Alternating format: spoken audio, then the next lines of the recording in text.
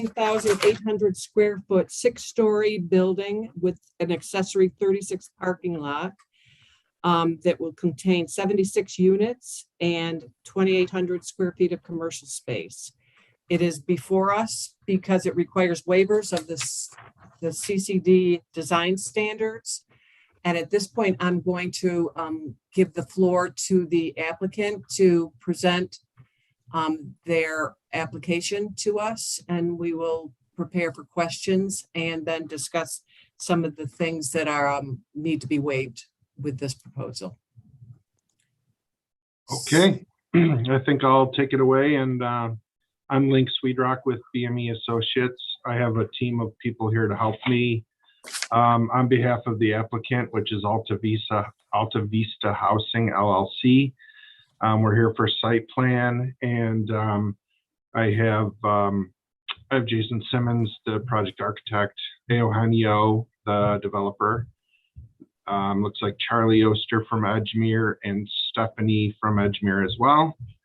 So I have a group of people here because there might be questions that I need help with. So we'll do the best we can. We'll go through the site plan, and then we can direct your questions, hopefully, to answer any questions you got. So as Marcia said, it's a 14,800 square foot building footprint, 76 residential units with commercial. It's fronting. The property is located on the corner of Pleasant and Franklin. The fronts there, the parking lot would be in the rear. Access to the parking area is off of Andrews Street. It's existing parking area that we're reconstructing and reconfiguring to provide some open area for some snow removal areas. It also has a dumpster enclosure. We are submitting for funding for this project. Some of the amenities that we've proposed include benches, dumpster enclosure in the rear. We have some EV parking spaces proposed, and we've tried to front the building on both Pleasant Street and Franklin to have a nice presentation to the corner of the intersection. We're proposing new services off of the new sanitary and water service will be extended off of Pleasant Street to serve the sprinkler system and the domestic water service, as well as sanitary off of Pleasant Street for the sewer for the units.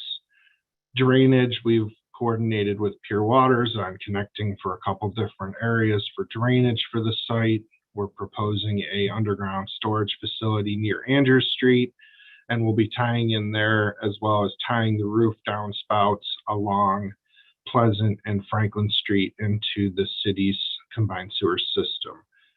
The zoning is Central City District. We went through the checklist, and I know we've had some comments that we are working through, addressing all of the comments from the staff regarding utilities, the zoning, CCD. We did the best we could with the checklist. There were some questions about the building elevation, so we forwarded those along, and hopefully I think Marcia forwarded those along for everybody to look at. The bedroom count, it's 76 apartment units. We have 3 2-bedroom townhouses, 53 1-bedroom, 22 bedroom units for 76 total units. So like I said, we've received comments from staff. We are working on revised plans, written responses back, addressing all those comments. We've been through all of the comments. If we have any questions, we'll reach out to the individual entity as we need to make sure we get clarification. But right now we're comfortable working through all the comments we've received. So I think with that, I'm going to open it up to questions. And like I said, I might need help. I got smart people to help answer questions. Okay. Why don't I start with some of these questions? I have a bunch of them, so I think I need to talk to your architect, Len. Jason. Where's Jason? I'm here. Okay. Jason, how much, a lot of these beginning questions have to do with the transparency piece, but what is your first floor ceiling height, floor to ceiling? In I the believe our first floor is going to be 10 foot tall. 10 feet? Yes. Okay, that's good. And the windows that you've got on the first floor, how big are they? Let me, Can we pull up that architectural elevation plan by chance? Yeah, It that looks might help. rest of the building, Roger, don't they? Hey, Roger, Stephanie Benson, how are you doing? Hey, Steph. You may know that the city issued an RFP for this parcel and designated IADC as the developer. And part of what they asked us in that RFP is to tie the buildings, at least some of the architecture, to St. Joseph's Park. And we actually will have a physical connection with the sidewalk and some other things. They being the Landmark Society who owns St. Joseph's Park, will be actually renting part of the first floor space, which also has a mezzanine in it, so that the side closest to St. Joseph's Park is actually a meeting space that the Landmark Society is going to rent. Right, I saw that. Okay. I'm trying to get a feeling for maybe how you can improve the transparency piece along, Pleasant and Franklin. And with the ceiling height, I'm not sure how high your sill height is, but because you're so close to the sidewalk there, you may be considering keeping it maybe around 3 feet off. But you have the opportunity here, I think, window-wise, is over the doorways and even potentially over the windows to create some transom kinds of glass that would pretty quickly give you some of the transparency that you're looking for on the first floor. Another thought might be, I see that you've got 5 foot wide openings for probably a pair of 2'6" doors, leading out to the grade and then leading out into the upper floors. And I was just thinking maybe to even help the verticality, that you could increase the width of those doors to, instead of 5, but to 6, which would also increase your transparency and maybe even help with the verticality piece that you may want to do. The other thing is the rendering shows these doors set back quite a bit. There's a big shadow, and the plan doesn't show that. The doors are right up to the wall, and the railing or the balcony thing is pretty tight to the wall surface. So I'm assuming that that's how you're going to do it, and that the recessed openings maybe were from an earlier rendition or something. But another transparency idea might be making this corner piece that you've got a little bit more substantial. To me, it seems pretty weak. And if you added another set of windows on either side of that and continued the stonework a little bit further west and a little bit further north, that you'd have a little bit more substantial corner piece. You'd be able to open up and create more transparency on the lower floors and even the upper floors, and might make that corner piece a little bit more, let's say, substantial, more interesting. So I just was curious if you may have considered transoms over the windows, or even the doorways as being potentially wider, which of course would help the interior light and so forth. so I'll respond to a few of those. So transoms on the first floor are certainly a possibility. We need to, because we have apartments, we have to make sure that we have reach heights for operating our windows and locking capability. Uh-huh. What is in your terms sill of- height? Our sill height will be on those windows down below will be Yeah. 34. Oh, okay. Oh, you've got some room to deal. Okay. Well, the So second floor transoms are windows- possibilities, Second floor yes. windows open into that space as well, right? What was that? The second floor windows open into that mezzanine upper space as well, right? So as we go up to the second floor, it will be an open patio for the community room. I'm on the west side of the building at the commercial space. Okay, So the three windows in the stone Roger's talking about, but the three windows right above also open into the commercial space, right? correct, That's what the plan shows. correct.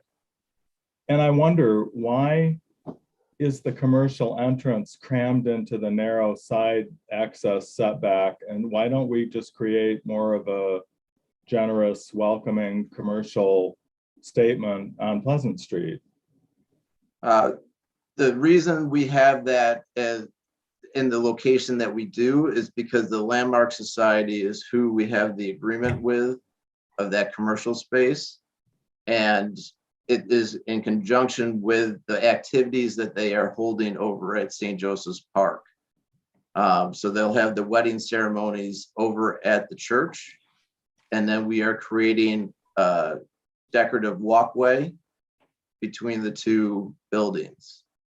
So as the functions happen at St. Joseph's Park, they will be using the walkway to gain entry into the commercial space for banquet and other facility, other operations for the Landmark Society. Well, they're going to walk down the public sidewalk on Pleasant Street, right? Because the old SUNY Brockport building's there. We will be creating a walkway, a direct walkway from the church to our building. Well, here's my point. In the future, if you lose that tenant, I don't see you releasing the space. I mean, it seems to me that one of the ground rules of commercial space is it wants to open itself on the nearest principal street, which in this case happens to be Pleasant. And I think it would help the building design, and I think it would help the future marketability of that space if it actually was able to open on Pleasant Street instead of having this kind of little side lot squeeze in, you know, and the sidewalk's not shown, so how would we know, right? We don't know. It's shown on the site plans. I'm looking at a site plan. So where is that sidewalk? The site plan can't, all I'm seeing is the, It looks like you only have the conceptual site plan. I didn't see the actual site plan set that was submitted with the site plan application. could Which, I don't know, somebody pull up something that would show that sidewalk? can I share my screen? And actually, Jason's right. The Landmark Society actually spent a lot of time with us on where they wanted that entrance. We do have a 10-year lease with them. They talked a lot about the actual connection to St. Joseph's and that they might be having a rear gate at entrance, so it would almost be diagonal across to walk across to that entrance. Can you see my screen?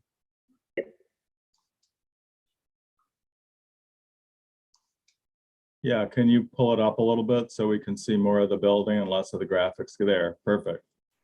Okay, so is this is an easement across the other property? Or Yeah, we've met with the school and negotiated easements for grading, utilities, and access across there to bring sort of and do a, like Jason was saying, an archway under their along their entrance to bring it directly over to the Landmark Society. Okay. Well, I guess respectfully, I would say in the future, if that tenancy goes away, the building is not as well positioned to attract future tenants because one would expect that retail would address or commercial would address the nearest principal street. That's just my opinion. I don't know, other folks, what do you think? Yeah, I can see where you're coming from there. But when I looked at it, it didn't hit me like that. I was concerned probably a little more with the elevations. And while you're on that western elevation, relative to, again, transparency, which I guess you have to sort of address, I was trying to, when I've run into situations like this, I really had to deal with making the floor plan work in relationship to the end elevations of buildings. And I'm wondering if you might be in a situation here where to enhance that particular west elevation, probably the north too, although I'm not quite as concerned about that, that you might have to do some floor plan work to give yourself a little bit more windows on that elevation. I'm not gonna tell you how to design the building, but I see that one of your big windows there is in the closets, which is sort of unfortunate.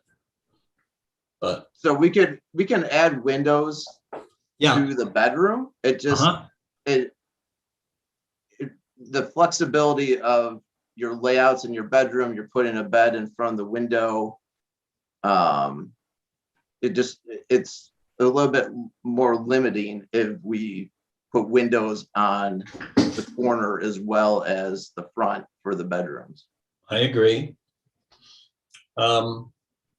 Another option might be is using actually like a 2x2 or something, a little square window, which that might work. But I'm not so sure if another window in the bedroom would be a real monstrous problem. But it would certainly help the look of your building here, and it would give you a great view of the church, especially on the west side. Which would be neat.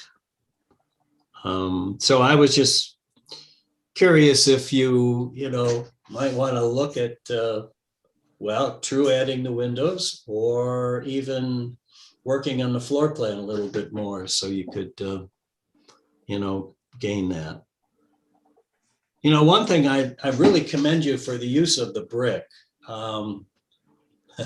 I'm a big brick fan, and you've certainly done a great job there, but I'm afraid that I'm not really warming up to the vertical brick pieces, the piers that you have going up north and west elevation and on the Pleasant Street and Franklin Street side.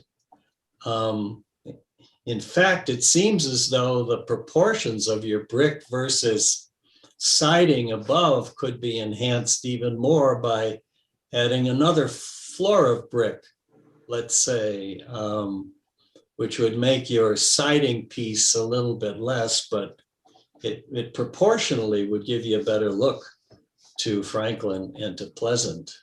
We have explored. Yeah. No, go ahead, Steph. Well, you can say, go ahead, Jason, and I'll piggyback you if We did whatever. explore the possibility of going 5 stories of brick, but we ran into structural considerations once you go more than 3 stories of brick. The cost implications through our budget past where we could structurally justify that change. It was just because once you get past the 3 stories of brick, then you get into special lintel conditions and additional steel that you're bringing up because we're wood frame. So we're platform for 2 stories and then wood frame above. Mm-hmm. So the structural considerations are costly if we do go proceed past 3 stories.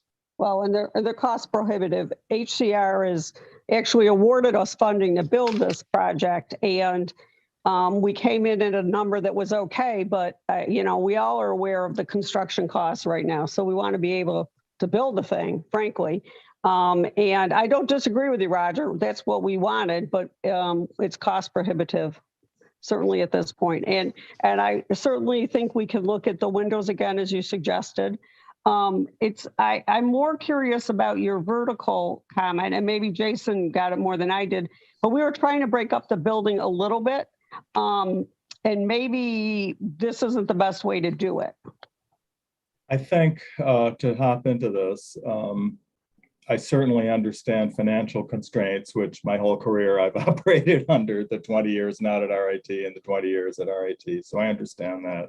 You have my sympathies in working this out. And, you know, we own the bank, which is your kitty corner neighbor. So this development's of interest to RIT.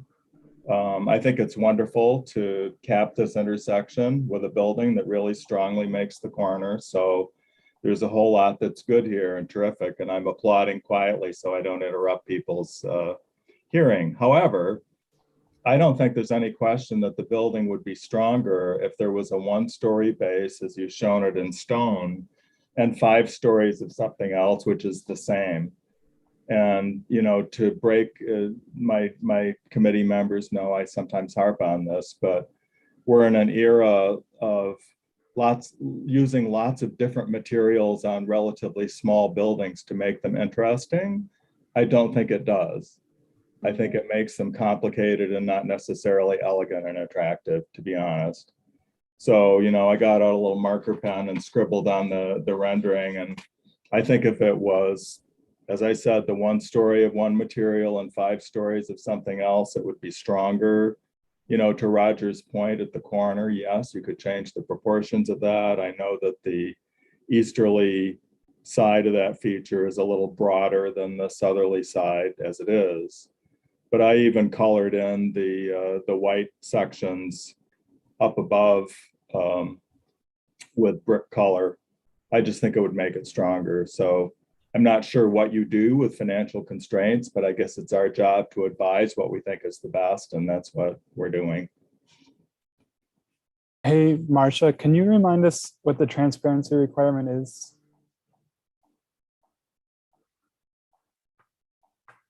Oh, you're on mute. Go ahead. The variances that you're being required to waive are related to transparency. There's a transparency requirement of required minimum is 40%, required max is 75%, and they're proposing only 20. They're proposing 23% coverage. So I really believe at the base of the building is a very significant issue, the amount of transparency and the size of the windows there. I think, Roger, you were mentioning.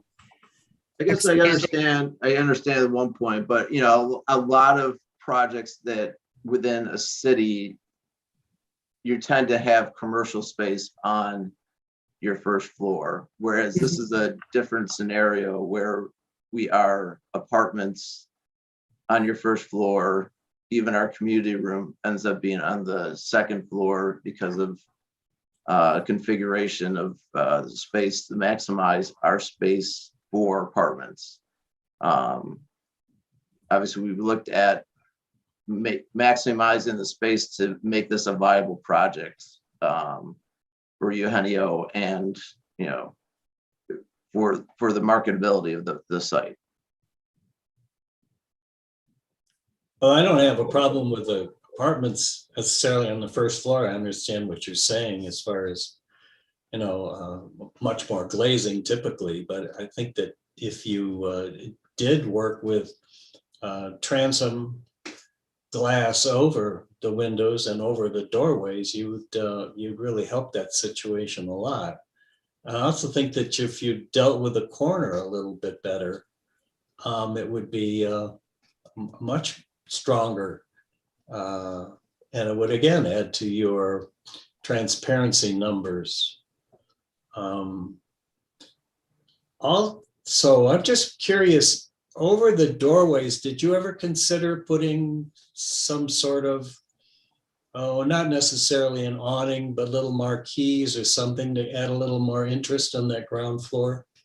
We originally had balconies, but that, again, cost related, we had to cut that out. it was in the tune of, 300 Oh. to Yeah. $400,000 difference for piers and. Yeah, I meant balconies on the out ground there. floor windows, doors. Not up above. I'm assuming you probably thought at one time of bringing the balconies out a little bit further, Correct. maybe not. Yes. Which Yes, exactly. should also be certainly a help elevation wise, but So Roger, I certainly think, and I'm sure Jason agrees that, and I like this idea, I hadn't thought about it, of maybe transom especially. I sort of like the idea of the transoms, if we can do it, and if, it may save us in some stone costs. I don't know, we'll have to do a cost comparison because the cost can't go up. But I like the idea of, maybe even transoms or something of interest over the doors. I think I like Oh, that yeah. idea, Roger, a lot. sure, yeah. Yeah. So I think we can agree that we will certainly look at that and confirm where we end up. And Jason, I don't know if we had larger windows on the first floor at one point or not. And if I don't want to make the building lopsided. I know we spent a lot of time trying to make it integrated, and we really don't have the kind of commercial space that looks for walk by traffic or to be recognized walk by, right? So it's a very small commercial portion, but I think we can certainly look at both of those things, Roger, and see where we end up. I think those are good suggestions. I just don't know what my contractor is going to tell me at the end of the day. Well, you've got the first floor ceiling height to work with, which is really good. The 10 feet's great. Yep. And now you could use that to your advantage. Another thing, I'm curious, you've got on, I think it's on Franklin Street, the doorways leading from the various apartments go almost right out to the public realm, to the sidewalk. Somehow, and then you've got I believe, if I'm right, you've got interior entrances off of the corridor in the interior there. But we have a central actual corridor that goes right. from both the parking and from public on purpose. And then, Jason, do we still have a couple townhouses in the back that have their own Correct, yes. entrances? Yeah. Three off the parking. Yeah, the back, I don't have a problem, with what you're doing in the back, but it seems like you'd want to create a little bit of not necessarily a privacy thing, but a low brick wall or something that differentiates the public space from the private space, instead of just going right out onto the, sidewalk area. Well, there's steps off of Franklin, because we got a grade change. I mean, that might, at least elevation wise, it's a bit different off of Franklin. well, the plan is that we would have the same railing as above.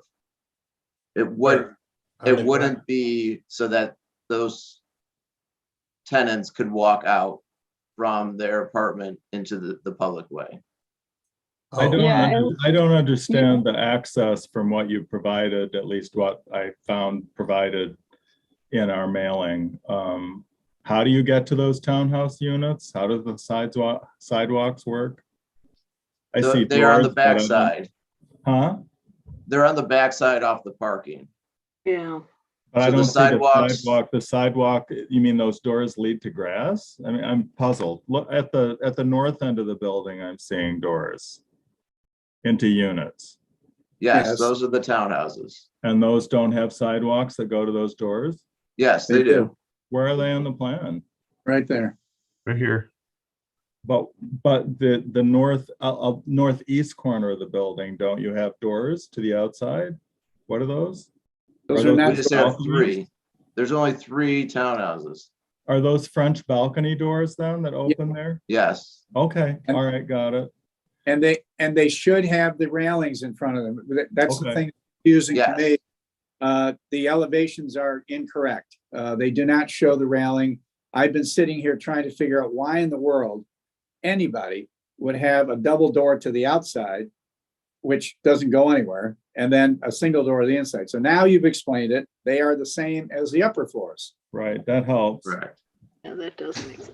While we're on the site plan, can we get a sidewalk through to Andrews and talk about the Andrews frontage? I mean, I read through the Yes. comments and I thought about it and I thought, well, gosh, the applicant's choice is with this parcel, A, to make a strong corner, which they've tried to do, or B, produce a hot dog building that doesn't actually achieve a good setback on either street, probably a bad choice. However, I think being able to circulate through to the other street is worth discussing. Yeah, we saw that comment, and our plan was to add the sidewalk to connect to Andrew Street And where would you put that? on the back side of the parking, across the front of the dumpster, and then across the parking lot. Yes, this is one of those those city parcels that has two front yards. And so Andrew Street ends up being as important a facade as the Pleasant Street facade. And the property is also adjacent to a landmark structure, so that facade demands a certain attention. So it really is a building that has requirements to respect street frontages and historic components in the area. So I was wondering if we could return to the west facade again, because that's the facade that faces the St. Joseph's. And I believe Mr. Brown commented that there are only a few windows on this frontage. And if I were living in that building, I sure would want to look out my window at that structure. Exactly. Yeah. We can increase the windows on that elevation. I don't necessarily think that on the north elevation, we need to do the same thing, especially since we have a building sitting right next to us for Correct. a story and a half. Right, we'll be nice to you for one side of your building. How's that? Do people have any comments about the amount of parking that separates Andrew Street from this building? I think we all recognize that there's a certain need for parking for these developments. However, is it anticipated that there's going to be a lot of parking required for this, or is that more for staffing or more for the Landmark Society use for the commercial component? Could you explain the necessity for the amount of parking? I will attempt, Marcia, and it's good to see you, Marcia. It's been a long time. We have a requirement for handicapped accessibility, which again takes a good number of spots to begin with on the Pleasant Street parcel, right? So we have that dilemma to begin with. We are going to have, I think Eugenio has some offices there as well as rental staff and maintenance staff. So now you're up to, probably 10 spots already, and we're almost off our parcel. So we made a strong attempt to pick up the other parking for that reason, because that's not enough when you have a mixed income property, and it is a mixed income property. We wanted to provide as many spots as possible, even though this is a good walkable, by the bus, all those things. But and we wanted to clean up to some degree, I say clean up to some degree, that the parking area between Andrews and our parcel. And also we found out in going through that the school actually uses some of that parking as well. They lease from that owner, so that we are agreeing to help them lease some of the spaces for their teachers as well. So they would lose those spots. And this is the best we could come up with, and also try to have connectivity between Andrews and the building, and some safe parking, interior parking. So that's mine in a nutshell. And I think I don't think the site plan does this justice. We purposefully bumped back from Andrew Street and made some landscaping, I believe, Link, right? And some tree planting closer to the building, because it's it's asphalted right up to that landmark building you're talking about, I think. If it's that house, it's right now asphalted all the way up. So we're creating a green space there and a walking path. And we're also starting the parking pushed back from Andrews a bit to create a nicer entrance and some more landscaping than you have today. That's basically our thinking. Would a nice urban fence of some kind be nicer than landscaping that struggles in urban environments? I think we have, Link, am I wrong that we have don't we have the Stephanie aluminum fence going there? We have fences along the sides, and then we bumped it back so we have enough room to plant a couple trees out front. And then we're removing, pavement between that existing building and how we had to configure the parking to work. We're going to leave a pretty good area there for snow storage and to do a lawn. And yeah, we have enough room to do some landscaping there. So that's what we showed on our plans here. Right. And What yeah, I'm and yes, we have suggesting is, what we I do was have the aluminum suggesting is fence that, there coming off Pardon? Andrews. what's that? We do have the wrought iron looking aluminum fence coming off Andrews. Does it show on the plan? I didn't notice it. It's on the sides. I don't think we brought it across the front, but it was on both sides and around the property. It's shown on the site plans. But I would Yeah. say the front is the most important frontage, the other principal street. Well, and I think we can add it to the entrance. I thought it sort of bordered that way too, Link, although I can't tell. I'm looking for my phone. But I would, I think we can do that, and I agree with you. But we will not have a fence. We don't want one of those electronic fences. No. Frankly, they don't work great, and I think it would take away from trying to make it attractive. No, I agree. I guess what I was thinking, it was some kind of, picket, baluster, aluminum or iron type fence that would define the setback line, the street line, and make kind of a more elegant statement there. Yeah. There's our fence. Yep. Yeah, it's the wrought iron. It's aluminum, but it looks like wrought iron. That's what we traditionally use. And it's actually at the YWCA sort of catty corner because I actually did that. So I like it, and I think it does help set it back, and I agree totally. It gives a little elegance. So Link, can you show us on your site plan where you think that's going on? Is it going on Andrews right across the front before the shrubbery? We had it sort of stopping at the front of the parking. So if we wanted to, we can add it across the front, but we were putting some trees there, so we didn't bring it all the way across the front. That's 4 foot or 6 foot fencing? Oh, it's 4. It's 4. It can't be 6. It can't be 6. Yeah. The drawing shows I 6. wasn't recommending it. I was just asking. 4 feet. Yeah, we just saved you 2 feet. If it was, it should be 4 foot. Yeah, it was always 4 foot. It can't be frontage, can't be 6. It But comes all the way around around the parking area and to the building, basically. But I just want to make sure I heard this correctly. The amount of parking that you're creating is not necessarily specifically for this building itself. It's somewhat for leasing some of it. And because it's a lot of parking. It's primarily for the project. Oh, I thought I had heard that people from the school were leasing spaces there. They lease a couple spaces, but we have many more spaces from that Andrews Gotcha. Street parcel. There's 49 total spaces for the 76 units plus the commercial space. And, we got 4 EV stations and 4 handicap spots shown now. Right. One thing about downtown development is there are no parking requirements downtown. So the parking requirement is being driven by the applicant in this case, not by any code requirements.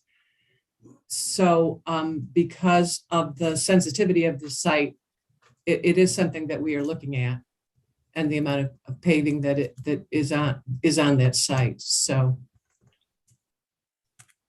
That's something we will be discussing.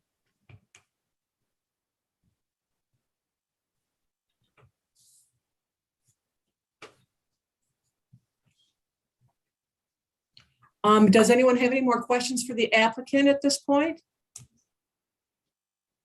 Hey, Roger, on the, Yeah, on the, those thin brick pieces that are up at the top there, and kind of picking up on what Jim was saying.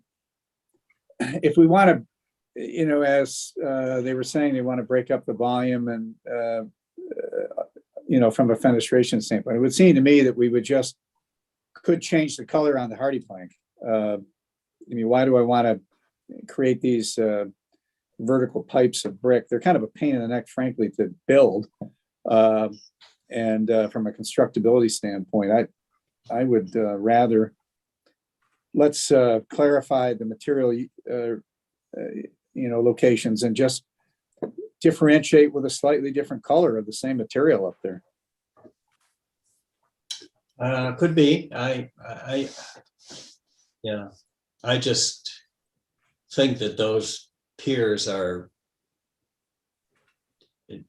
they just are very weak and spindly and don't do anything for Well, it you. would be, yeah, it would be good to, make them just. Whether you, okay, made a differentiation in color, I see what you're doing. You've got a couple, if you maintain that 2 stories of siding, you've got a couple breaks there where you might change your color.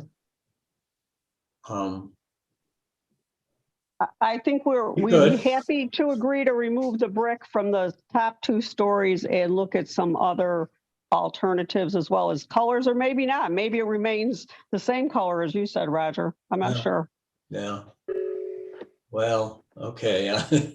I'll have to tell you, I'm a big fan of well, if you say you can't do it, of getting another floor of brick, it would be. It can happen, Roger. I'm Yeah. sorry. I'm Yeah. sorry. I'm with you. Okay. But there's only so far I can go. Well, maybe it would go up to the sill of the windows on that next floor instead of stopping it below. Honestly, I don't think a little bit more brick helps. I think the upper 5 stories should be the same and the lower story. Oh, can be- that's right. Yeah, you were saying that. Well, what would you do then, Jim? Are you Wow. saying make it all siding? Well, I hate to dump the brick, but as Dave was saying, I mean, a material that's fairly robust that would be the same color, I think would give a stronger reading above that base. What if the base was brick instead of the stone, and then the upper levels were hardy panel that's an appropriate color? Well, we're trying to tie in the color of St. Joseph's Church to our base. Yeah. Which is So if we stone. change It's the that brick, we whitish lose stone. that No, connection. I know, it's limestone. Yeah. Just a No. suggestion. No, the corner element though does go all the way up, and that is also the limestone, it looks like. And which I think is a nice gesture, a nice element. Yeah. You think it could be made stronger, David? No, not necessarily. I am looking at the mulled windows there and thinking about whether or not, because we've got the mulled windows on that vertical element, not trying to add more windows, but wondering if distributing any other doubles would make any sense. And I'm thinking of that first floor. I'm not sure how I would do it and maintain the vertical orientation, because right now the windows are stacked. And if I brought a double mull to the first floor, which would include that's trying to get more transparency on the first floor. And the way those doubles are working there in the corner is very nice. And I'm just not sure I'm going to add costs if I had more windows, and I'm not sure how I would orient them. So I'm just thinking out loud. So I don't have a specific recommendation. Yeah. Oh, the building that is much like this is right down the street. So the Harrow East building, originally the Jewish Community Center, Yep. before they moved, is in theory and spirit much like this building. So, you know, this building is a retrospective design. We all recognize it's not a modern building per se. So, you know, that's, and here is a building, you know, taller actually, right? 2, 4, 6, 7 over, so almost 8 stories. And it's Yeah. a base of stone with the same material above. Now it happens to be all brick, but I think that's a look that's pretty convincing. So, you know, however you do it, base of one thing, and you're saying stone to match St. Joseph's with a corner, and then upper 5 stories, I think would be a stronger building. We had strong encouragement from city staff to have the brick and have a couple of different materials, since the way we presented it was as we described. And I'm hoping that they will be okay with that.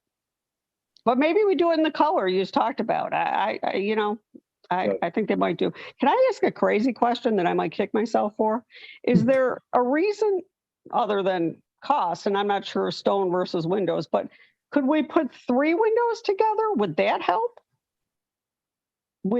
It'll certainly help with transparency on the first floor, but it would keep the stacking going, except you would have one window another window in between them. You mean on the corner? No, No. I mean, no. Where? He means running down the, Well, yeah, Steph, the only thing Jason's is that laughing at me. you would have those windows, one is for the bedroom, one is for the living room. And then we'd have like a blank window. Is that what you're telling me? Because there's a wall. Yeah, you basically have a wall dead ending into your window. Oh, I see what you're saying. Yeah. Yeah. No, it's a good theory, but in the plan, utilization doesn't work as well. So I think I would look towards the transoms for sure. I think one possibility is moving the front entry over one bay to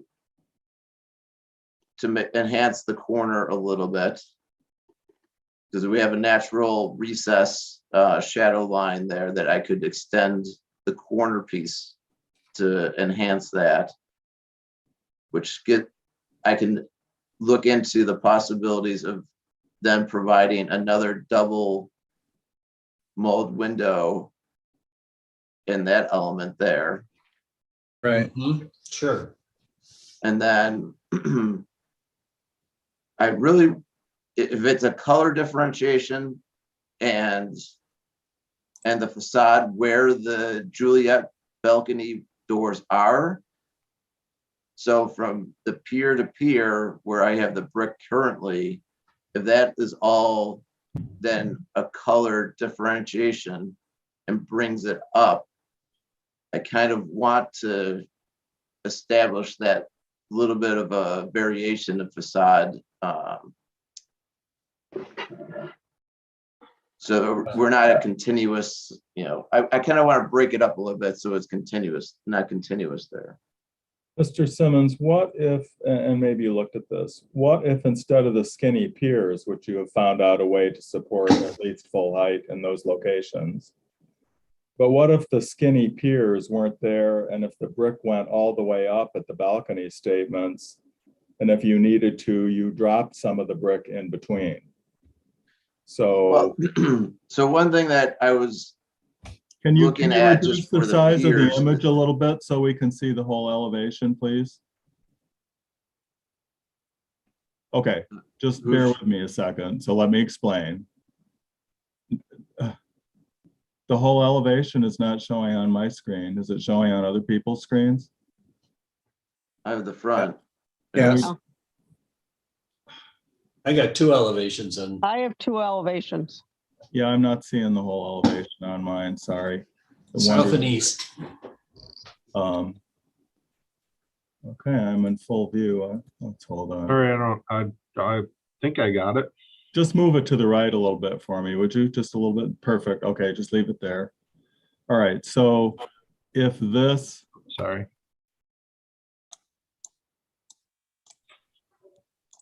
if this area was all brick. So the whole rise read as brick when those cases occurred. And, you would need some additional structure. I mean, as I said, you're figuring out how to do it for the piers. It could be done for that balcony area. And then, if you needed to control costs by taking a little bit out, sorry, Roger, from those areas, I think that it would be stronger and it would begin to echo what you're doing at the corner with a full rise of highlight material. Because I agree with Roger. I think the little skinny brick piers, I know you want to highlight the balcony statement, but it doesn't look very strong. It looks pretty weak. Well, Jim, I had thought about what you said is taking the brick and continuing it up in those two areas like you've sketched there. But it's a hard one just to say you should do that without really looking at it and making an assessment. I almost think that changing the siding color from, let's say, going on either side of the brick area that you wanted to do, so that the siding color would go from window to door to door to window. Yeah. But it's fun to sit and say that, unless you really draw it and look at it. Yeah. I think we need to let them do that. I think the point's been made. Yeah. We need to let them look at it. And, for sure. I mean, yeah. You're right, because it's tough to do it like we're doing it here. Yeah. All right. Well, points are made. Yeah, Okay. and so Jason, you'll take a look at that and we'll get some variations going. Both on siding color and those running all the way up in between the piers. After the next presentation, the board will be looking, we'll be making some recommendations, and you'll get some written recommendations from us. So Sure. At this point, I think we've got a lot of information to sort through, and the project review committee will be discussing a lot of what that we've just discussed, and we'll get a recommendation to you in the next week. Okay. But thank Wonderful. you. Thank you very much for your presentation, and we'll get ready for our next case. And Thanks, everyone. Thanks, you. Jeff. Thank you.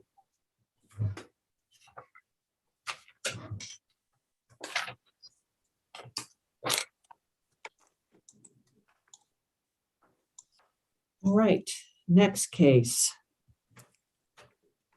Are our applicants here for Ormond Street? Yes, Jim Burton here from Good, nice. Okay, and you, okay. This is in one of our manufacturing districts. This is a recommendation to establish a self-storage operation consisting of 130 containers to be used as individual storage units and to be placed on the site, not within a fully enclosed building. I'll turn this over to the applicant to present. Would you like us to turn over the, do you have your own drawings, or would you like us to present the drawings? So if you have some comments relative to the site plan, then perhaps you should pull those up first, Marcia, and we can go through that. Okay. This is probably, we don't have a use such as this in the city right now, because we are so used to dealing with buildings to be dealing with storage containers that are being stacked together to appear like buildings, but are actually just individual units, is a new one for us. So we are looking at the fact that we have no windows and no entrances. We don't have any real architectural features. We have a large site that has these scattered throughout the property. And so we have not a clearly defined site plan at this point, but we do have the ability for people to rent one or more of these units for personal storage. So I guess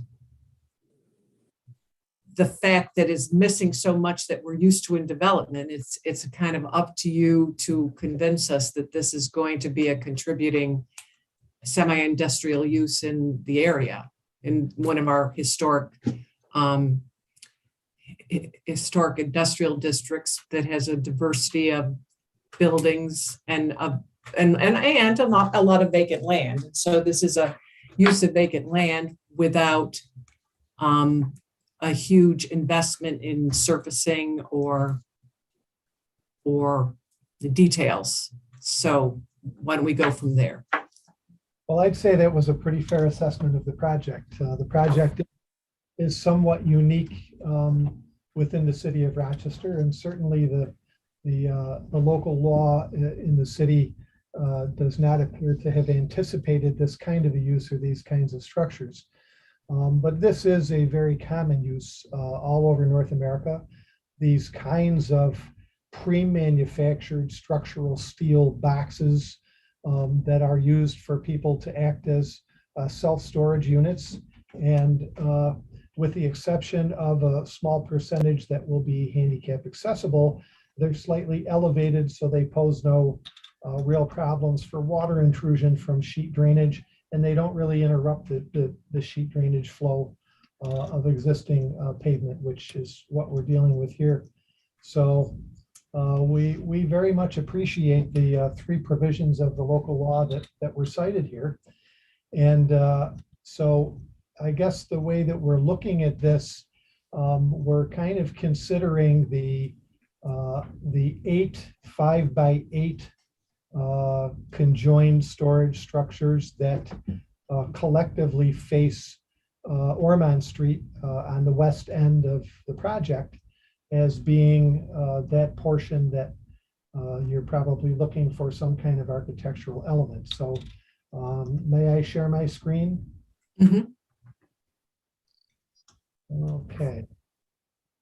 So let me find the document that I'm looking for.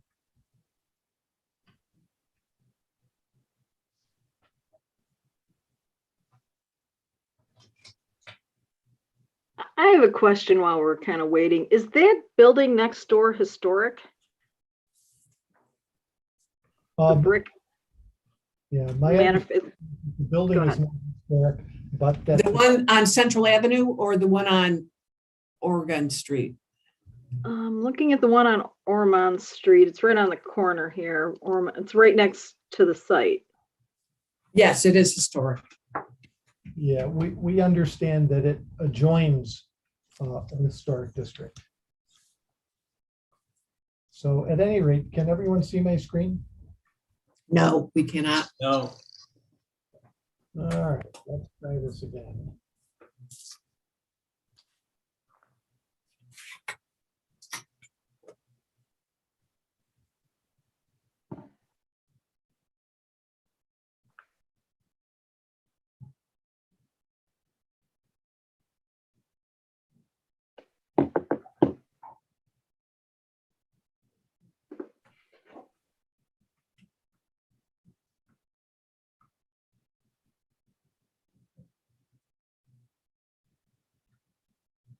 I'm not too familiar with Zoom. If somebody could help me.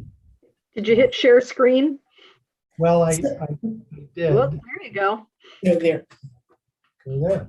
Okay.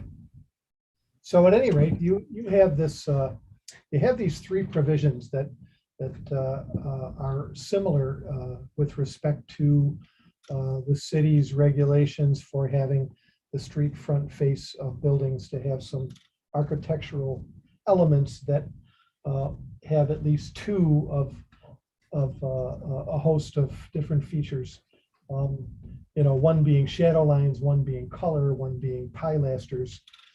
So we took a look at this is an image that we got from the manufacturer that just happens to show 3 of those 5-foot wide storage structures can join together, each one having, of course, an independent door for the tenant.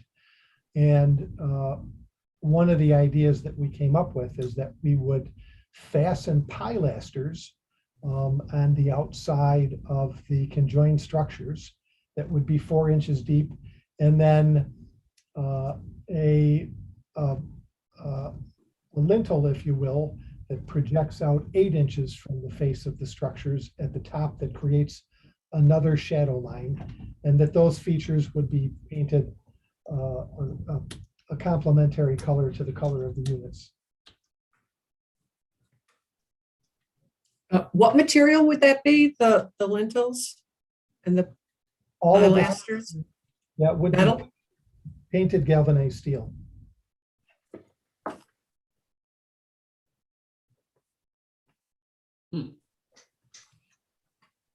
Would another approach be something other than chain link fence at the street frontage as a way of dressing it up? What do you have in mind, Jim? Well, I was, Jim, using the wonders of Google technology. I was just driving down the street on Google Maps, and there's a sliding, aluminum or steel black security gate. I'm not sure that you'd want sliding. I don't know, but it's just the look of trying to see if I can get you a street address. It's down near what's labeled as House of Mercy. It's just a black fence. It looks like about 5 feet tall, maybe, or so. But just more urban looking fence across the street frontage in line with a building at the corner, rather than trying to turn the storage units into something else. I'm not sure that we'll really be able to do that convincingly. Not sure what the other committee members think. So you're suggesting that in lieu of chain link fence, we use a slightly more ornamental fence along the right of way at Ormond Street. Yes, and that would, arguably define the boundary of the street setback stronger and provide at least a little bit of screening to what's behind. Okay. Just Yeah, a I can thought. agree with that. Chain link is never a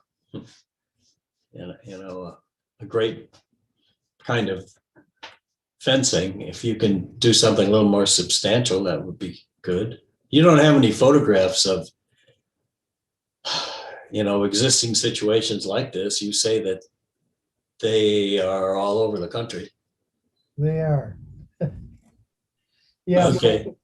So we have photographs of the units themselves, but not a street perspective that shows the enclosure. And Or even these put together. yeah, we submitted photographs of. Oh, did you? Oh, Yes, those were attached to the information that was sent to you. oh, really? Oh, okay. Yes, there's some attachments there. While we're pausing for a second, I remember there was some discussion about there's some feature that prevents someone from getting locked inside these. You have the locking mechanism doesn't allow for that. Is that correct? That's correct. And the locking, and you part of how this operates is someone obtains a key from you to the facility, or they're responsible for their own security of the container. Oh, there we go. Okay. Yeah.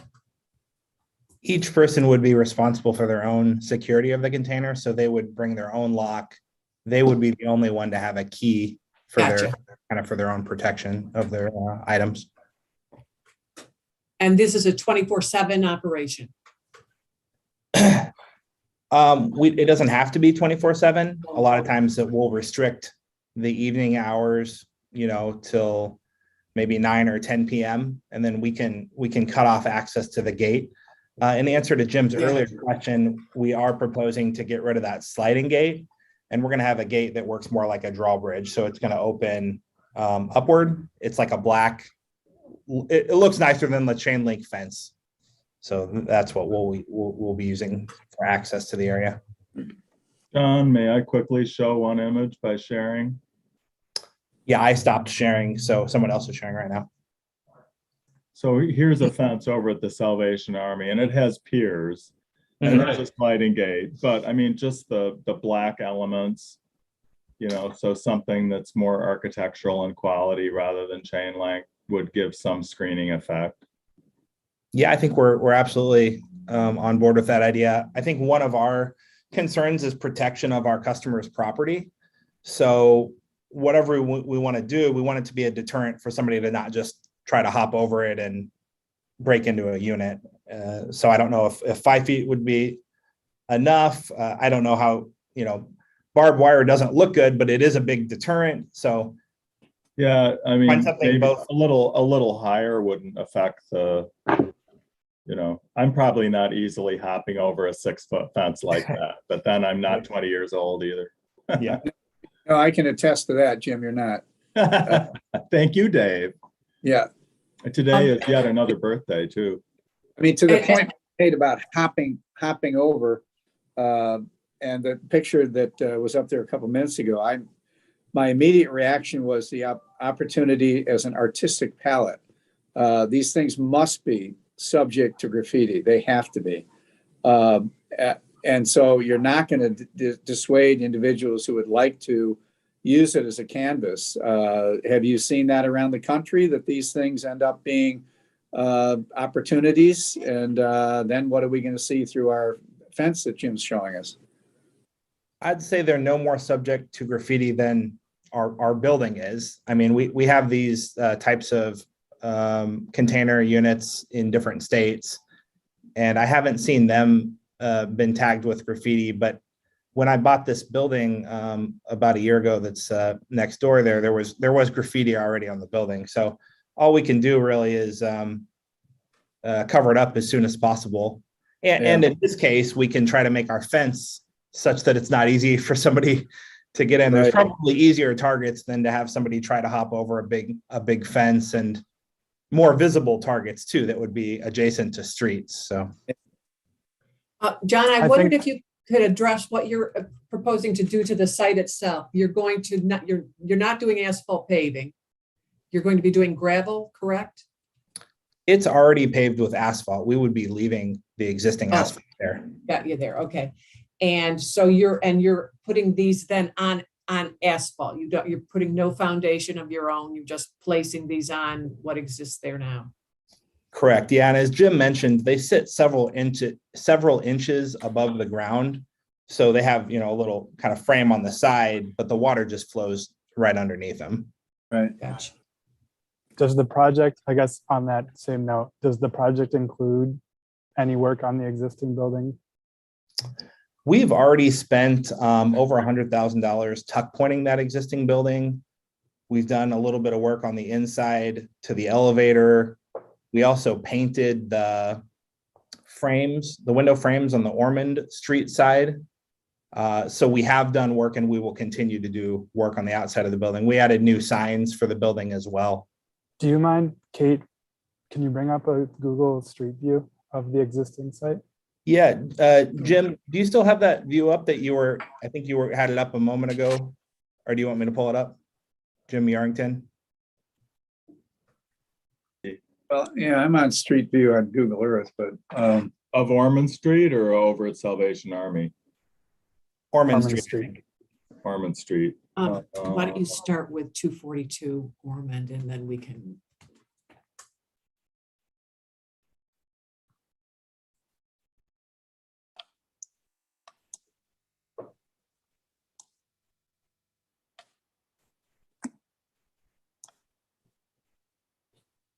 to be clear, we are talking about the asphalt paved area behind the front two buildings, which are on Central. Yes. Yeah, that's Yeah. correct. That's correct, Dave. Just a second.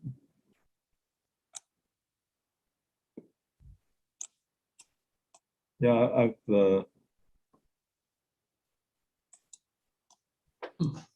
Yeah, there's a chain link there now. Right. Well, whenever this was, So are you seeing the screen with the windows being painted? I see Yeah. that. That was one of my concerns. There.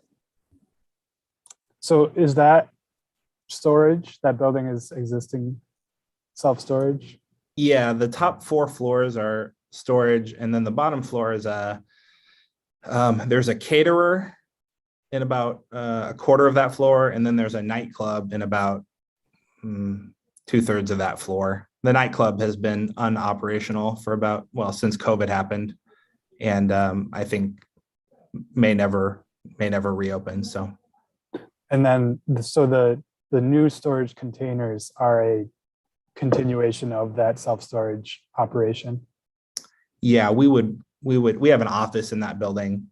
We would be renting the units from the office or online or over the phone. How high is that fence in that picture? That's 6. 6 foot, I think. Really? That high? Okay. That's a 6-foot fence. I see. Yeah, I haven't been over here, so. Well, a picket fence, as you're showing earlier, was certainly a market improvement. You mean the black aluminum fence? Yeah. Mhm. Yeah, I think that looks nice. And I think that makes more sense than trying to window dress some storage units for the sake of window dressing storage units. I think it runs the whole length of the side there, the black fence. And Yeah. I like the look of that. Yeah, I think it really makes it look nice. And John, I wanted you to confirm, you said these are 5 feet by 8 feet, correct? The size of these units? And what's the height? What is the height of them? Each container, the footprint of each container is 8 foot by 20 foot. 8 They foot have by different- 20. Yeah. And they then, have oh, different okay, because I configurations. thought, boy, you don't store much there. And then how tall are they? Jim, do you know how tall the units are? They're 8 feet tall. 8 feet. Okay. They're 8 feet tall? Okay, so they're 8 feet Is by it- 8 feet by 20. Is it true that there's different size containers? Well, so each container footprint is 8 by 20, but some of them are subdivided into 2 units, 2 8 by 10 units, and some are subdivided into 4 5 by 8 units. And then Oh, some gotcha. we're just leaving as the 8 by 20 for a lot of the units as well. Yeah, there's a matrix on the site plan. Yep.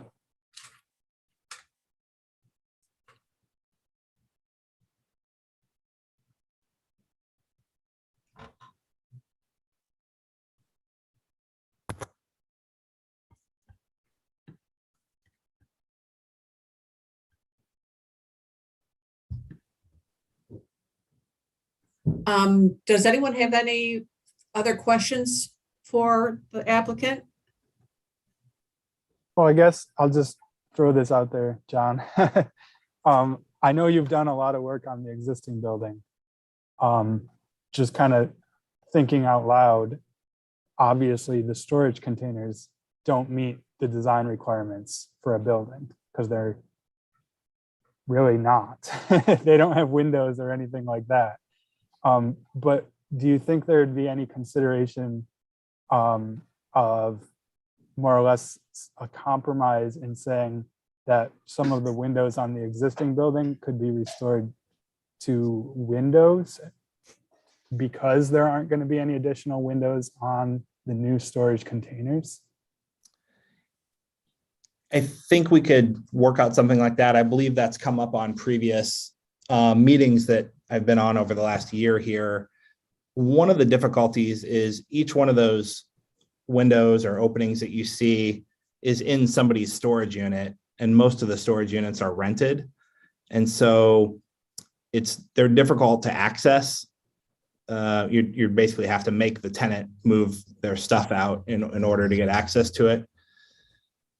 This is kind of how I inherited the building, with a litany of things that would not be the way that I would have done them.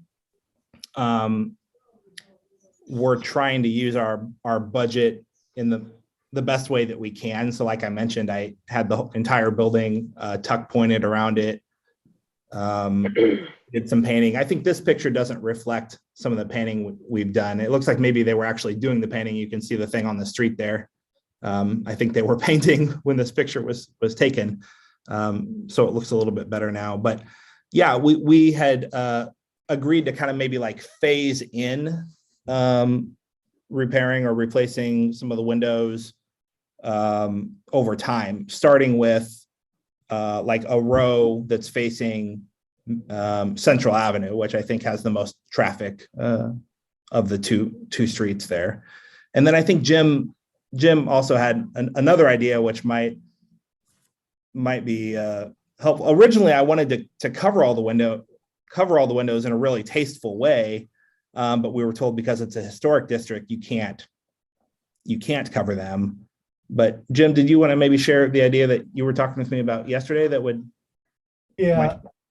So Matt, what we've been discussing with the owner is the possibility of designing a spandrel glass panel that would be fit over top of the openings, that would have the look of tinted glass, that would allow them to make this improvement without displacing the tenants that are renting these units, and also without the burden of having to deal with, jams and sills and that type of work. That's something that the city. I think it's worth a conversation. I mean, I think we can all agree that storage containers are not architectural in this instance, at least, when used as storage containers. The existing building is historic, or at least in a historic district. So I think that's the opportunity to be architectural.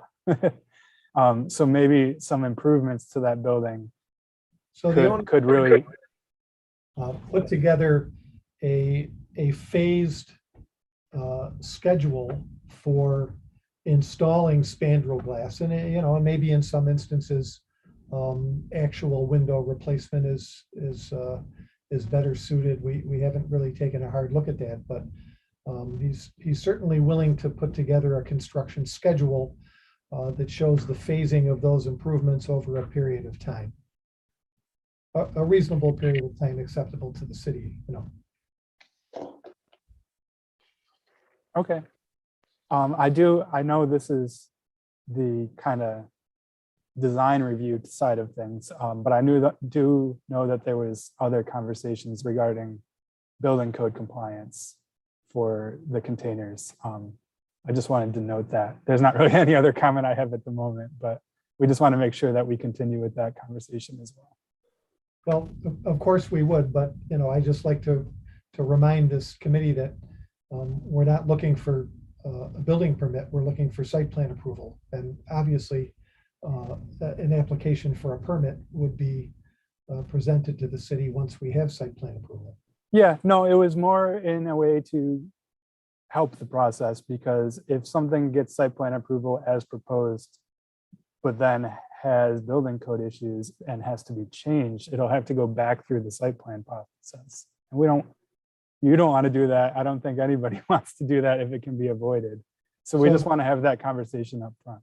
Yeah, so we have had that conversation, Matt, and I'm glad you brought that up, because the portions of the uniform code that might be impacted during the site plan approval process are largely attributed to Chapter 5 of the Fire Code.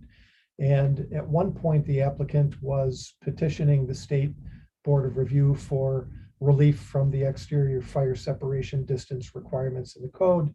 And then after getting feedback from the city, and the city not being receptive to supporting that petition, he rescinded his application, and we redesigned the site to pull all of the placement of the structures a touch more than 10 feet off of the boundary lines, so that that issue was resolved. Oh, okay. I actually don't think we were looking at the up-to-date version before. Right. Yeah, that's what I was going to point out is you had a previous version. You can see we have the separation on all sides now. No, I appreciate that. Like I said, I just wanted to make sure that was part of the conversation, because we don't want to give you a half approval and then send you back. Yeah. Right.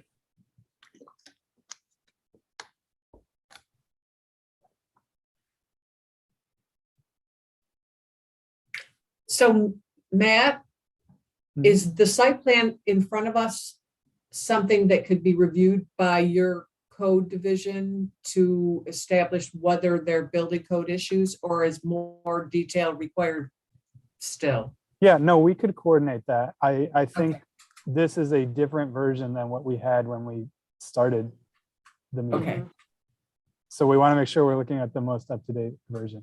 So that will be something that we would be doing through the site plan review process, is getting it for that comment before it went to the zoning board of appeals. Because this does need to go to the zoning board because of design issues with our code.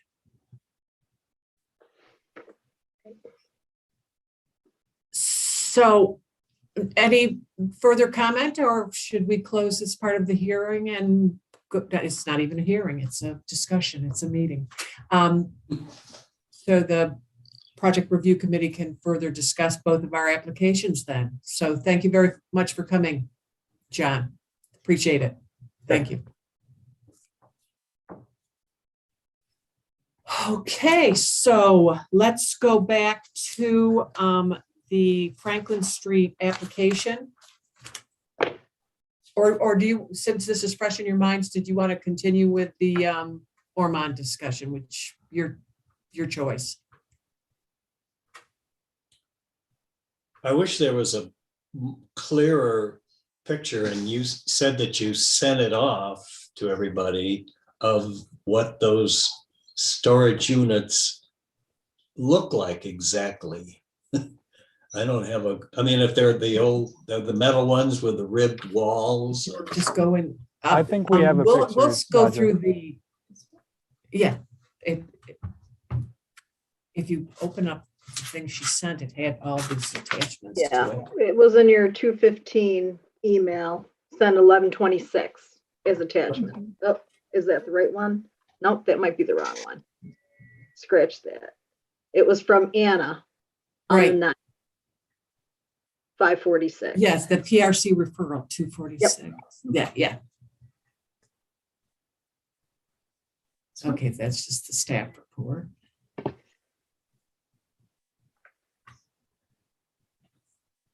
Site plan, there it is.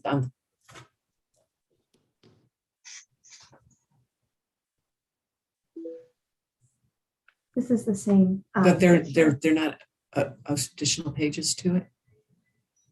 I don't know where she got all this stuff then.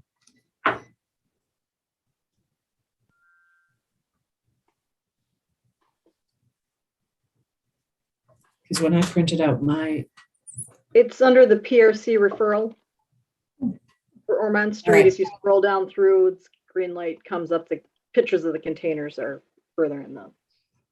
there we go. So we'll be able to see that then.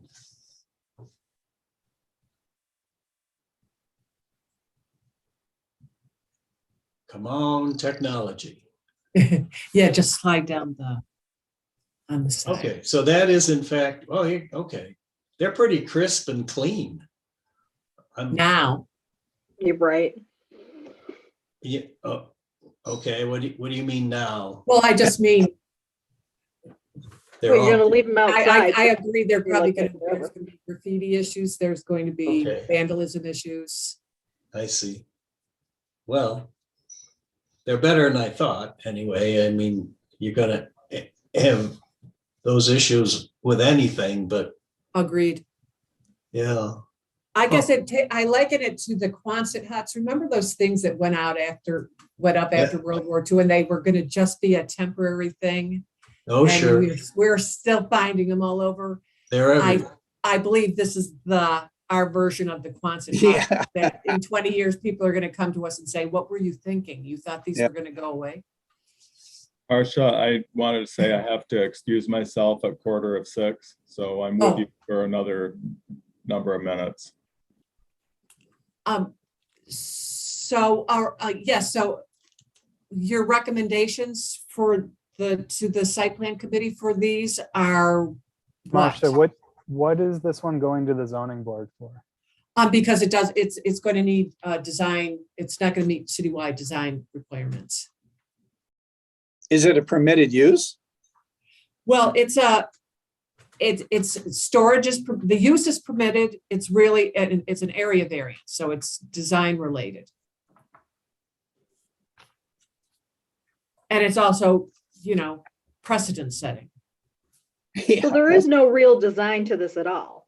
There's No, storage containers not. on an existing asphalt lot that the one thing they're willing to do is put up an aluminum fence. Right. And they're in historic district. And that's pretty much it. I mean, there are no improvements to the site. Right. Yeah.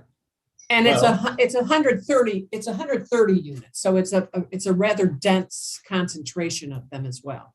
It's not as if they want one or two of these on site. It's, Now, when you said no improvements to the site, the first thing I thought of right when you finished that sentence, did we talk about lighting? Because from a security standpoint and access, they're going to have to light this area like crazy. agreed. Lighting. Did that come up? No, I don't think there aren't any lights shown on the site plans. From what right. I- They've really wanted a minimal sort of development here. And the only thing that we can find, they're testing the waters with this. And it's Yeah. it's a challenge because it's also a use of vacant land. And, we are running out of land in the city, and is this an appropriate use in a manufacturing district of land? Not that this particular district has been fast in redeveloping, but there's more occurring here than ever has before. But is this the future of what we want in a manufacturing district? Marcia, your point about Quonset hut staying is apt. But on the other hand, this is because it's not really a building or an architectural use per se, it's pretty reversible. So, within 2 weeks of deciding to use the site a different way, should a building or building addition come along, they could be gone. Mhm. It seems a little bit to me like, well, our recommendation does hold weight. It's really going to come down to the zoning board saying this is or isn't allowed. Yeah. Like you said, there isn't really a precedent for this. And even from the building code side, like we noted, we haven't really had precedent as well. So there have been a fair amount of discussions as far as building code compliance for a storage occupancy, although it's not necessarily a building. It almost looks like the sort of use that you want to give temporary approval to and make Right. them renew it so that you could see what maintenance was like, whether there were lots of police calls, whether it generated problems or whether it didn't, but to give a permanent approval to it. Yeah, that's a good thought. Yeah. Yeah. It would, but to me, it would really be helpful if there was some sort of photographs of what these things look like in other areas. I mean, the Right. fence is great. But anyway, so, Yeah, and it was kind of interesting that he said, oh, we have them all over the country. yeah, right. There was no, well, here it is, wherever. Oh, you can kind of see this from the road. Or we had this facility, send us some pictures so you could have a look. Exactly. I found that interesting that there was nothing offered at all. Yeah. Well, and I think do we they could- have these on the outskirts of a Montana ranch, or are we talking about right in the middle, a stone's throw from downtown? So I think we could request that. Like I said, having some experience with this project already from building code discussion, I don't think this owner and designer have other sites that have this. I think they were just referencing the fact that there are other sites. So they Right. would probably have to get that information from somebody else. Yeah, and I think they would help the zoning board too, because it is Yeah. precedence in the city. There is nothing like this. And once they open that door, the door is open. Now, and is this what we want to see, in Rochester, especially in the core of the city? The inner loop project is going to be up. I do like that it is, point well taken. It can be reversed, better opportunity comes up for the development of that site, all these storage containers could be gone. And I think you need to be reminded that you just put someone through the ringer at the public market to do self-storage and required significant construction of a structure for self-storage. So for us to go to another part of the city and look at something that is less impressive, let's say. To that point, Marcia, that's why I would also consider the existing building. Right. Good point. It's an interesting trade-off. Absolutely.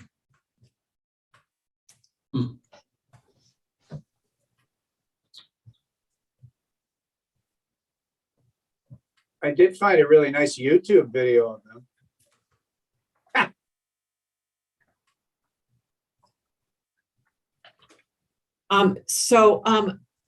Is there a recommendation you would like to make then to the Director of Zoning for this site plan? Is it much more about getting more information about lighting and whether how successfully these have been created elsewhere? Yeah, I think that's a good approach. And I think perhaps that this is an appropriate temporary use of land, but not necessarily a permanent use of land. And we can explore whether temporary approval might be a better way to be going with this then. Yeah. I like that too. We got to know the lighting situation. I'm looking at a YouTube video, and a lot of them have lights right over the door. They got like an LED strip over the door, so you got lights down on all these things. They come on probably at night. I don't know. I don't even know how they're wired up. But it may not be a light. It may be just a flashing to keep the rain from going in the head of the door. Yeah. Boy, I've got a YouTube video here that's a beauty. There's thousands of these units on this lot here. Oh, yeah? Oh, dear. Good news. They're beautiful. So, okay, how do you access that? Just go to YouTube? Can you screen share it, Dave? No, because I'm on a different computer. But if you Google green light, because that piece that we had up on the screen a minute ago, it said green LITE storage unit, green light storage units. You'll get a lot of hits on these storage units. Okay. Universal Oh, storage okay. units. All right. We'll check that out. Yeah. Okay, while we've still got Jim Yarrington here, why don't we hop, skip, and jump over to Franklin Street so we can have some recommendations for the final site plan approval then? Yeah. Now, I'm gonna make a pitch for you to bring up the rendering. I'm gonna make a pitch that you bring up the rendering on the screen. Okay. And I'm gonna ask you to zoom into it and look at those pilasters. Because I'm gonna take back my comments, because if you really look at the variety of movement on the facade, these pilasters look, you got to really zoom in, go way in, and keep going a long way. You got to zoom, and get way another 3 or 4 times. Just keep going. We're trying. Yeah. Now, all right. Now go to the right. These look. Whoop! You went a little too far. These look way better on the rendering than they do in the elevation, because they're out at the front. Mm-hmm. They cap off nicely at the roof. They actually do, because they're out from the main brick facade, 4 inches or so. They actually do make some sense. When you look on the facade, on the elevation, they make no sense. But they make a whole lot more sense here. Now, yes, you could make it better. There you go. You could make it better if you took that section to the right where those two windows are and you made that brick as well. And that would be, you'd add another 8 feet or so, but they're not that bad. I'll leave it to Jim and Roger to comment. Oh, boy. Yeah. If there was only one story of that, it might be okay, but I don't know, there's something about it that they look like a brick pencils. Yeah, I would widen it and go to gather those next 2 windows either side. And that I think would help. Anyway, they look better. Yeah. I'll tell you, here's a case where if we could in-house somehow draw some possibilities here and pass it around for people to look at. I really do find it hard just to talk about it. Yeah. And, right now I'm gonna recommend, it's hard to recommend it with various ideas, and then but it's important that they have to come back. I don't think there's a problem with them coming back. I think this is a very important building. It is. Being put here, and it would be nice to get it right.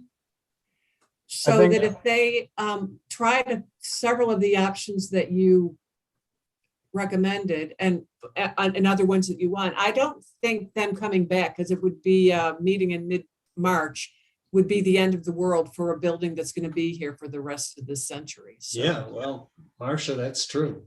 In fact, I mean, I'll throw this out.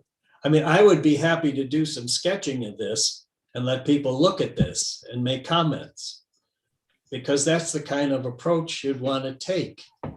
It might save some time. To the architects in the room, are you guys more concerned with the massing of the building than the transparency of the first floor? Both.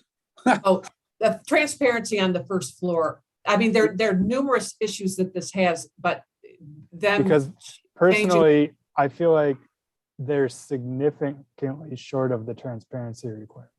Yeah. yeah. They are. And I think them showing what transoms might contribute to the building, or widening the doors, what that would look like visually would be something that I think we all would like to see before we approve it or disapprove it. Or I still think the residential window reading on Pleasant Street in the commercial space and the tight side entry to that function space, commercial space, even though they worked on it with Landmark, and even though they're going to do the sidewalk that I didn't see in the presented materials, yada, yada, I still think it's odd. And I think when you have a commercial space, it should address the nearest principal street. That's what they've done for the last few thousand years. Yeah. If you don't do it, it's weird. So as soon as Landmark goes or breaks the lease, I think it would become more difficult to lease that space with that odd configuration. You know, if I've got a sandwich shop or something, I could give a rip about St. Joseph's. Couldn't they just put doors onto, what's it, Pleasant Street there? I mean, how hard is that? It's not hard. Instead of the 3 windows, just, Yeah, I mean, then if it is and they could pick up some more transparency that way. exactly. that's true. Yeah. And it might be nice if it's, used for weddings and stuff. People like to have options to be able to go out onto the street, blah, blah, blah. So. Problem solved. Yeah, no, that's sure. Okay, we can. But, I would really love to see what an enhanced corner would look like with additional windows and a more of the, to me, it just isn't substantial enough. It seems like a missed opportunity. Yeah, and we're we aren't going to be able to tell until we actually see it. And now, frankly, I don't have a problem in sketching some of this stuff out if people want that to happen, or, because we can communicate a little better amongst ourselves here. And anyway. Yeah, Can we- it needs a little finessing. It's frankly, it's not bad given a lot of the aspects of it and the base on it and the cornice and all that. I mean, a lot of the pieces are there. We're getting picky on important things, which are going to make a big difference at the end of the day. Mhm. That's right. Can we Yeah. narrow it down to a handful of things? Like, is anyone concerned with the parking lot that fronts on, is that Andrews Street?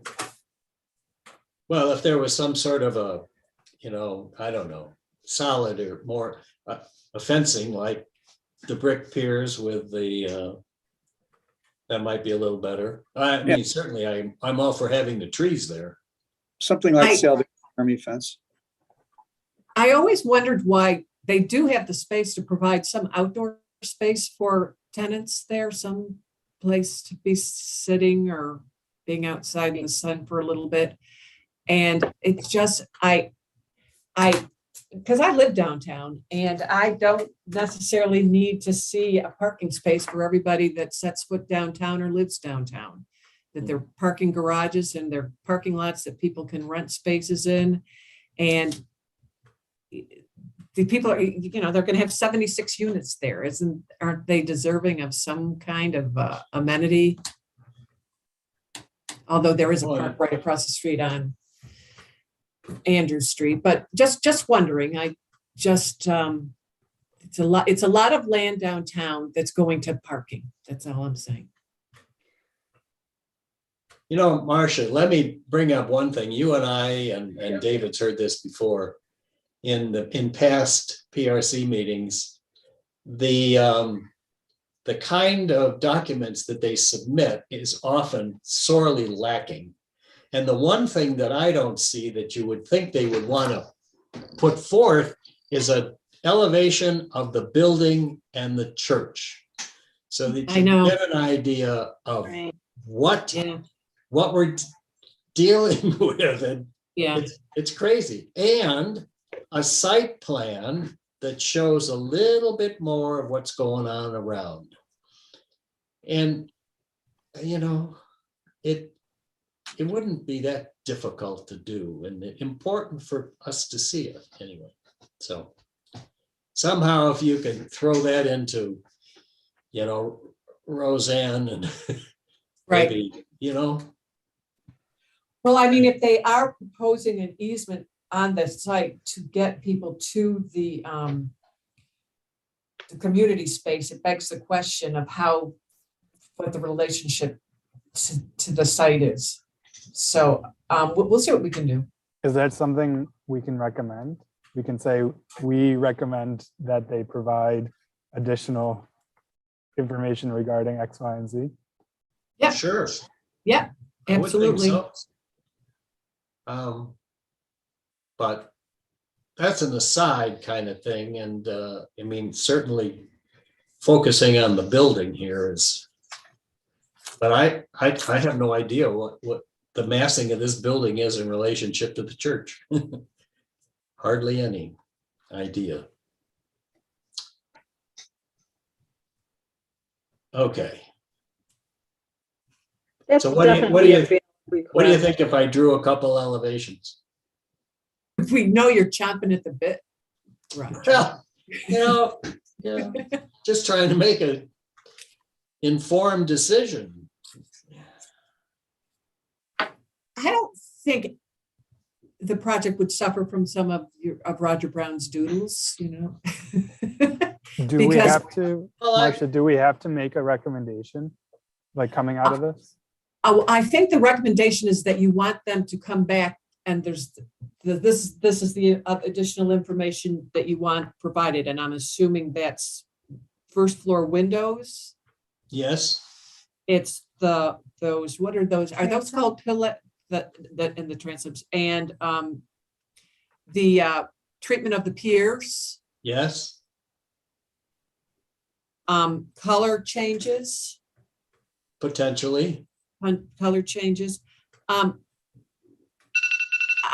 honestly, David, I just want to be sure I heard you correctly. You would not have a problem with them removing the brick and going to, what was the material that you recommended so that there were, or did you just say that, not really? They're using the hardy, what are they using up there? They're using like a cement siding, hardy plank Yeah. or hardy. They're using a, Yeah. hardy siding. But yes, but now that I see the way they have movement on the facade and they've actually pulled out those piers, it's really not going to work the way in elevation.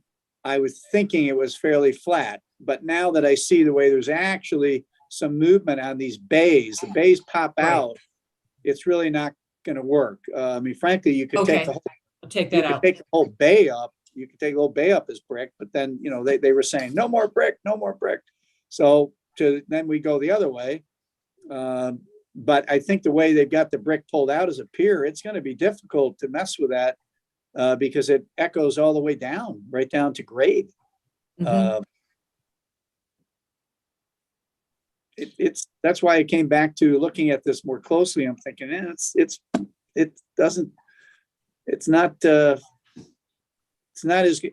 they're thin. I agree with Roger. But they're not that bad when you look at it in 3 dimensions. Yeah. What do people think about a stronger stone corner? What do you mean by that? Making it a little bit more substantial in the amount of stone, of moving it further on either side, down the side a little bit. And frankly, I would add some more windows. Yeah. So in plan, it would be bigger in plan. Yes, and it would incorporate, it would add some more windows. And it would make that lower level a little bit bigger. Right. The opening bigger. Yeah, we need a doodle. Yes. Did he had mentioned relocating the entrance and moving it to the right? Did I hear that correctly? So that would be closer to the corner? Or did I just imagine I that? don't know. Oh, He said something about that. yeah, and I didn't know if that was good or bad, or would throw off the symmetry a bit, but okay. All right, so more substantial corner, more windows, okay. Matt, did you have a recommendation? I'd like to see what can be done for the first floor transparency. On the north, the south, or Both, the west, or, both street facing sides. okay. Increase in transparency. What about the end walls? And I believe at Well, least the the one- west side The one end facing the wall church. probably has building code issues because of how close it is to the property line, right? Right, I would think so. Yeah, And I'm not sure about the other one. yeah.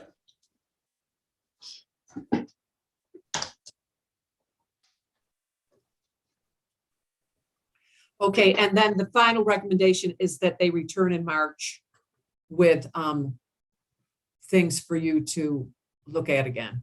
Yes. Return in March. Okay. Ask them for the rendering that shows the building in relationship to the adjacent church too. Okay. That's not a huge ask. Yeah, Okay. excellent Okay. point. I think that they would have wanted that, but you're right. We will want that relationship to church. Okay, got it. All right. You want to just vote for me on that? Can you Gotta run it follow back? some rules.